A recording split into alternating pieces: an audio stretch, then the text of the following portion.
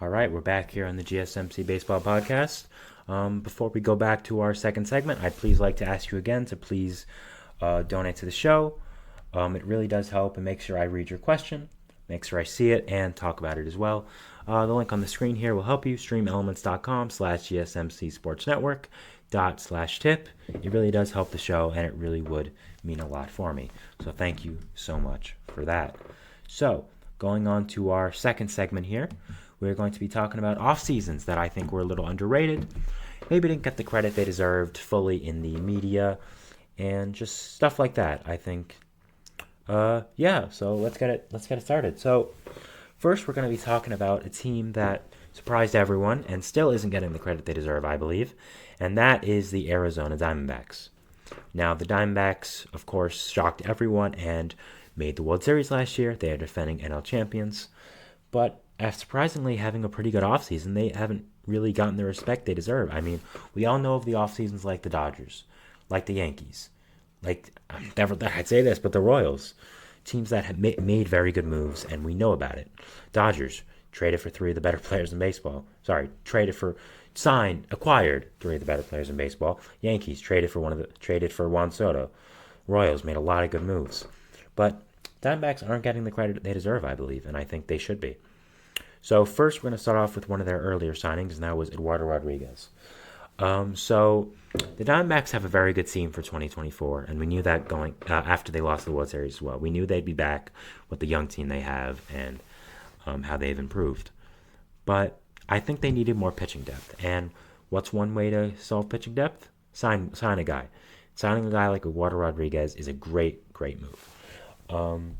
So he had a really good 5 or 6 years with the Red Sox. Kind of had a down year the year before free agency, but it was kind of unlucky, and teams saw that. Signed a big deal with the Tigers, opted out last year, opted out this offseason, and now signed a big deal with Arizona.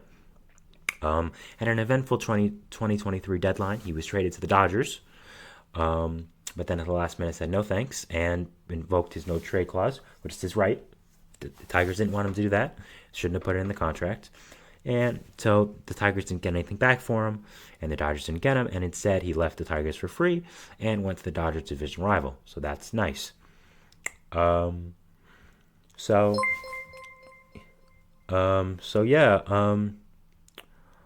think when you're looking at the thank you for the subscription, Reagan Oz, appreciate it. When you're looking at the Diamondbacks offseason, they need more pitching. And getting a guy like Eduardo Rodriguez, who is a really consistent guy, who slots in as your number 3, makes so much sense.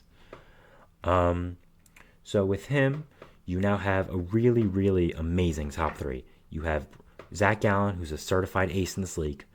You have Merrill Kelly, who is a great player, really revitalized his career after coming over from Japan. And now you have Eduardo Rodriguez. That's a top 3 that not only in the regular season but in the playoffs can compete with anyone in this league. Anyone. That's just a great top 3. You have guys like Brandon Pfaadt who can play as the number 4 as well. And I think this is just a really great top 5. You have young pitchers like Jay Jamison, who's going to come back after Tommy John and probably later this year and next year. So I think the future is really bright for the Diamondbacks and their pitching staff, and I think the signing only helps. Eugenio Suarez, one of the biggest Achilles heels of the Diamondbacks is their third base job. They didn't really have one. They had Evan Longoria playing serious time over there in 2023, and that's just not a great recipe for success, considering that it's 2023 and he was playing real minutes in the World Series. I don't know why I said minutes like it was basketball, but time. You get what I mean. So, I think I love this move. I thought it was a great price as well, 1-year deal. They need a third baseman. They got one of the better ones in the market. Didn't give up much to get him. Just kind of some depth. It was really just the Mariners shedding contracts. So I love this move. Just a really consistent power-hitting third baseman to help this team. And I loved it. Finally, for the D-backs, Jock Peterson. They needed a DH. They needed a lefty power bat. They got Jock Peterson.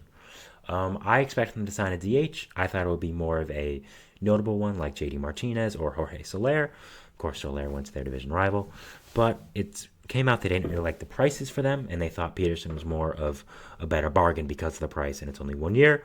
Also, he was a lefty, which they were looking for. So I really like this. I thought it was a great signing for the D-backs as well. Yeah, I thought it made a lot of sense. And again, I think it was just another great move of the Diamondbacks, who had a really great offseason and one of the better ones in baseball that I thought should have been talked about more. So, yeah. So next, we'll move on to the Mets. So the Mets obviously did not get the star that we're so used to them getting. Not the Verlanders, not the Scherzers, not the guys like that. But I think they still got really good players. Obviously, when they missed out on Yoshinobu Yamamoto at the middle roads of the offseason, people kind of wrote them off, I think.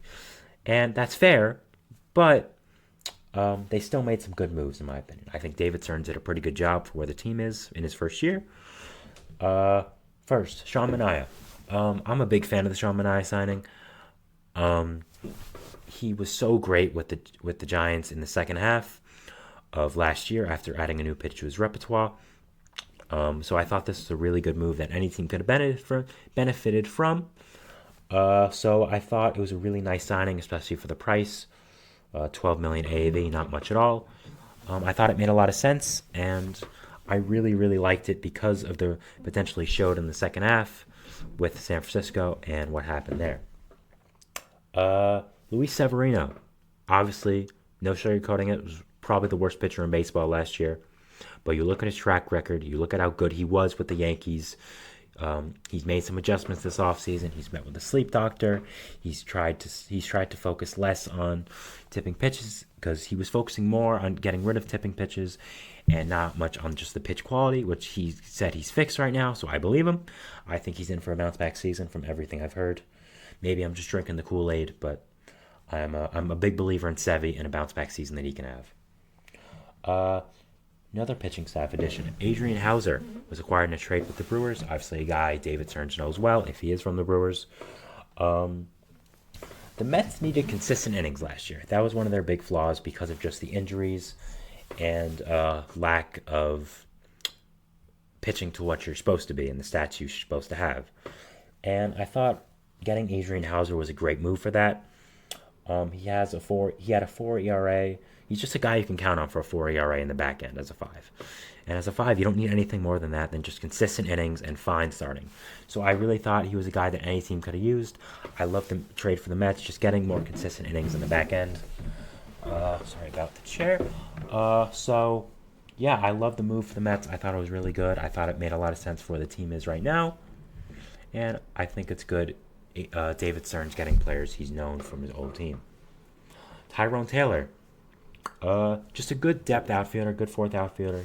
The Mets have some injury risk there, specifically Starling Marte, who was a great piece of that 2022 magical Mets season, but was very injured last year, and when he was on the field was not very good. I think he brings some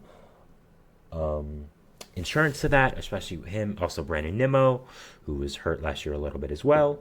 So I think it's just a good fourth outfielder the Mets added.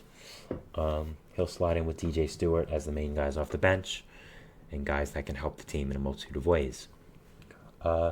Harrison Bader next. I think this is a good move by the Mets. I was surprised they moved Brandon Nimmo off center field so early, but I thought it was going to be done eventually. The Mets have a lot of outfield prospects coming up. They have a lot of guys, who are probably going to take the reins from Nimmo in center, like Drew Gilbert, like Jet Williams. So it made sense to transition Nimmo to left right now. David Stearns said he wanted to focus on defense, and it's not much better you can do with that than getting one of the better defenders in baseball in Harrison Bader. He really helps with that. So I like the process he was doing, and I like the moves the Mets have made. I thought people kind of overlooked them just because they didn't land the big fish they usually get. They got Verlander last offseason, Scherzer one before, and then Lindor the one before. That's just an incredible run of getting stars. But just because they didn't get stars doesn't mean they didn't have a good offseason, and I really like what they did. And I thought it should have gotten more attention. Next, we have the Reds. The Reds are interesting here because they only signed 2 players, notably. But I still think it was really, really good. And a really good offseason that should have been talked about more, even though the sheer volume of players wasn't there. like it was going to be the next team we're going to talk about after the Reds. A little hint. So the Reds, they signed Frankie Montas, which I thought was an amazing signing, to a one-year deal. Obviously, fought some injuries last year and in his career as well. Came over in a big trade on deadline day to the Yankees from Oakland, and didn't pitch a lot there. And when he did pitch, it wasn't very successful. Just fought injuries, did not live up to expectations. Kind of was just the right thing to move on from the Yankees, I'd say. But he's fully healthy now. He started one game at the end of the season last year. So I like the signing for the Reds. I think getting a veteran arm in that young pitching staff and young team is very good. And I think Montas is going to be very good when he's healthy and on a young team that probably can lift his spirits as a veteran, get him, the competitive juices flowing again. If the Reds can get a healthy Frankie Montas, that's a really great top three of the rotation. You have Nick Lodolo, you have Hunter Green, you have Frankie Montas. That's just a great top three right there. And maybe some of the other young guys come up and help with their rotation as well. So I really like that signing. Next, they put Brent Suter. They inked Brent Suter to a one-year deal. The hometown kid. It's always nice when players get to go to their hometown teams, play for the teams whose jersey they grew up wearing. Just a good, solid reliever. Reds have a decent bullpen. They have one of the better closers in baseball in Alexis Diaz. So I liked this move to kind of solidify that back end with Alexis. So again, there's not a sheer volume of a lot of players here with the Reds. I like the fact they didn't overdo it. I thought what they did was good, and I thought the moves they made were very nice. And I like the fact they didn't overdo it. Now, the next team, the White Sox. I love the fact they overdid it. Now, I'm going to mention all the players they acquired here, and it's going to be a mouthful. So, Eric Fetty, Corey Knebel, Mike Moustakas, Dominic Leone, Kevin Pillar, John Brebbia, Paul DeYoung, Dominic Fletcher, Mike Soroka, Jared Schuster, Nicky Lopez, and Brendan Schumacher. Now, none of those are stars. Let's get that out of the way. We know that. But they're all solid moves that help a rebuilding White Sox team. Eric Fetty, I thought, was one of the better under-the-radar just player additions for this season. Won the MVP in the KBO in Korea. Now, yes, he was awful in America with the Nationals, but he kind of retook his he got his career back in Korea, won the MVP, added a new pitch to his repertoire. I thought that was really good. I thought it was interesting how he kind of revitalized his career, rejuvenalized it. So I thought it was a really good signing. Corey Knebel, Dominic Leone, John Brebbia, just good additions to the bullpen. I thought Knebel was a good low floor, high ceiling pickup for a team that's rebuilding.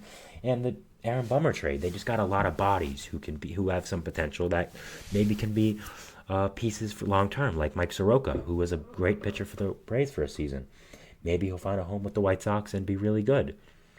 I like what Chris Getz is doing. I like they're acquiring good players who aren't necessarily stars, but just help the overall depth and the team as well. Just to recap a little bit, I love the D-back signings. Eduardo Rodriguez, Eugenio Suarez, Jock Peterson. I love what they did there. Love what the Mets did. I thought even though they didn't get a star like usual, they had some good, nice additions. I like the Reds. 2 additions, but I thought they were both really good. White Sox, just talked about. I thought all the additions they made was a lot. But I thought for the position they are right now, I thought it made a lot of sense. So that is segment 2. We're going to take